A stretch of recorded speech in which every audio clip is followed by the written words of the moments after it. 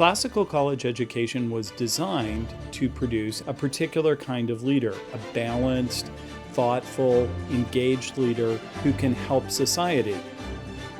Every student is an individual human soul created by God, and we want to honor that by giving individualized instruction in writing, in research, in the thought projects that they're going to start in college and continue for the rest of their lives, asking major questions like, who am I? Who is God? What is the church? What does it mean to seek a life of wisdom and virtue and joy?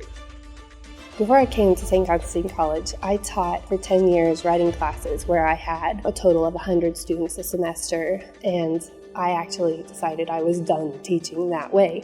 Here at St. Constantine, though, when you have the one-on-one work, students improve so much faster, and the final thesis papers that I've seen here are graduate level work.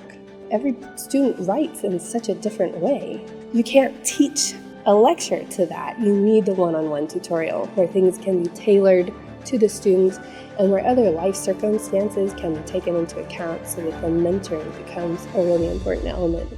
I've never seen students improve like this before. This is the only way I can think to teach writing. What we do here is something quite different. As an Orthodox Christian school, we do what we do here in order to engage with the world that we live in, but to do so from a place of strength, from a place of discernment, from a place of wonder. What is true? What is good? What is beautiful? Can virtue be taught? These are the kinds of questions that help us turn to a vision, a loving vision of that which is. And that's the foundation of our core curriculum here.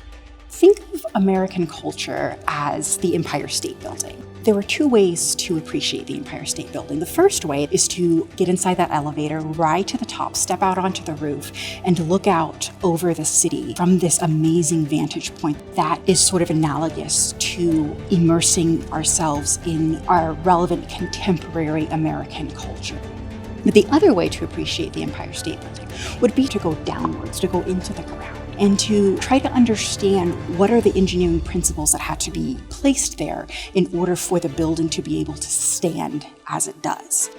We want our students to understand the foundational thought, principles, ideas that went into our contemporary American culture. And that's what we're doing with the Great Texts program here at St. Constantine College, is providing students with that foundation.